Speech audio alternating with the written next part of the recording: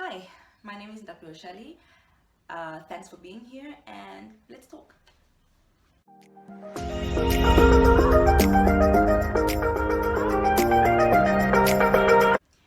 So, before I get into today's topic, I need to give a disclaimer. I am not a mental health professional, I am not a medical professional of any kind. I am a mental health advocate and a mental wellness advocate, but that's literally just from my own personal convictions and personal experiences, and it's just something that's dear to my heart. So, this video, please take it with a pinch of salt. It is no way, in any way, professional advice. It's just a conversation that I would like to have with you about something that's really, really dear to my heart and something that I would really, really like us to change. So let's get into it. So, the first thing I want to say is that I want to open up this conversation. So, this is just going to be me talking about how much I want us to be able to have these conversations, create safe spaces for people who want to have these conversations, and remove the aura of tabooness, of it being a taboo about speaking about mental health and mental illness and mental wellness. So I think number one, I'm just gonna run through, or very quickly, I'm gonna run through some information that I would like to share with you. This year, I did some research together with a friend of mine.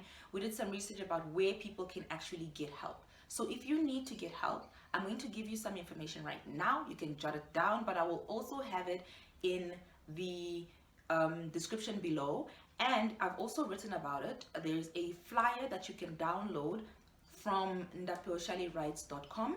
You can download the flyer, and it is broken down into free, subsidized cost, and you're going to need some money or some medical aid or something to get help. So I'm just going to quickly run through that with you before we get into the depth of this conversation. So number one, these are free places, right? You can go to. Most of them are in all 14 regions. Some are just in Windhoek, some are just in particular regions, but that is also detailed in the blog, so in the flyer, so you can see who is near you, who can help you for free near you, right? So number one, there's Childline Lifeline, okay? Then there is the Ministry of Health and Social Services. That's obviously in every country. These are places where you can get counseling and help for free, mahala. There's the Namibian Red Cross Society. The churches, of course, there's always church counseling if you're into that type of thing. I think Namibia is supposed to be 90% Christian or something. So there are churches everywhere. So if you need, if you would like a faith-based sort of counselor or conversation, then you can go to a church anywhere in your town. There's Alcoholics Anonymous in Windhoek. There's the Regain Trust, which has offices in the Commerce region, Omsati and Erongo. And then there's the Ministry of Labor, which has regional office counseling in all the regional offices. And then there's the aftercare support group for addiction. These are in Swakopmund, Ochivarongo, Usakos, Walvis Bay, and Keetmanshoop. All of this information, these ones that I talked about, are free. 100% you go there. The information is on my blog, and you can see which one is close to you. I've listed the contact details, addresses, physical addresses where possible. So this is where you can get help for free. Number two is the subsidized cost, where you can get help for they're both $100. There's the Philippi Trust, and then there's the professional counseling for kids, very important, and adults. These two are both $100 per session. And then there's, of course, where you need medical aid or some ching, you can find the rehab centers like Okongwari, Mount Sinai, Bel Esprit, and then and I'm sure there are more, and then there are therapists, psychologists, psychiatrists in the private sector. You can check out the Psychological Association of Namibia, and then they have a listing of who you can go to that's near you.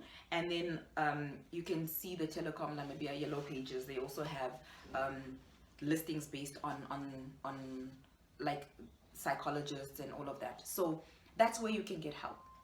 That for me is the very important part of this video. The second part of this video is me just having a one-to-one with you.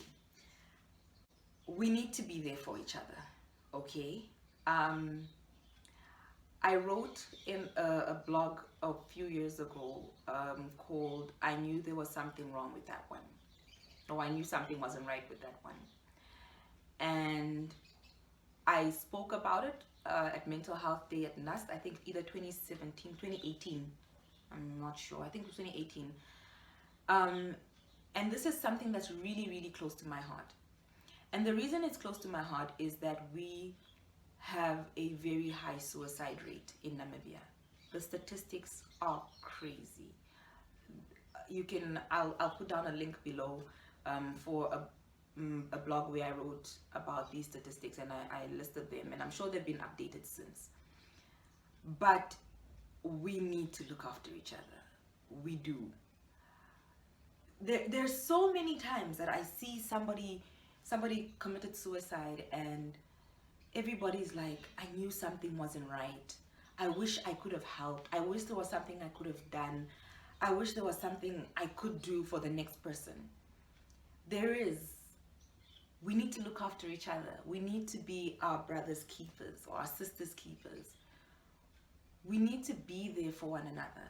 We need to open up these conversations. The first thing we need to do is destigmatize mental illness. We need to destigmatize the conversations around mental illness. We need to be comfortable with them. If you need help, please, I beg, contact one of these places and get help. And most importantly, because sometimes when you need help, it's difficult to even just fathom, how am I gonna, even if I contact these people, how are they gonna help me? Are they really gonna be able to understand? And it might be difficult to take that step. So this next plea is for the rest of us and everybody else. If you see somebody close to you is struggling with something, if you see that they need help, please do not wait until it's too late to say, I knew something was wrong. I knew something wasn't right. Please, I'm begging. I don't know if you don't know how to approach it, because the conversations around mental health and mental illness and mental wellness are still very much a taboo. I know that a big problem is that sometimes we just don't know how to approach it. Please contact one of these places and ask and say, I have a friend of mine, I have a family member who I suspect is struggling with this, I suspect is struggling with that. How can I help them? How can I get them to the next step? And they will give you advice. Some of these places, as I said, the majority are free. And you can ask them, look, I just need advice as to how to help my friend or how to help my family member, and how I can get them to come to you, and they will give you that advice. I cannot give it to you. I'm not a mental health professional. I'm just somebody struggling with my hair. I'm not a mental health professional. But I think a lot of the things and a lot of the struggles that our fellow brothers and sisters are going through, we can mitigate, we can help cure, and not even just cure, but we can help, what's the word, to like minimize the pain that our people, our friends, our people, our family are experiencing and going through. So that's it. That's all I wanted to say today. Please look at your neighbor, look at your friend, look at your family, and number one, let's start this conversation. Let's be open about these conversations. And number two, let's try and get help.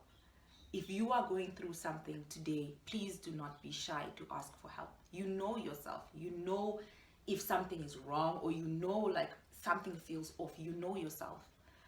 And you know your friends and family. If people, there's a, I don't know, change in behavior or whatever, you can search the internet for how to tell when somebody is maybe going through something or needs help. That's it for today. Thank you for watching. Please subscribe, please follow the blog, and let's continue to have these conversations. I hope this is one of many.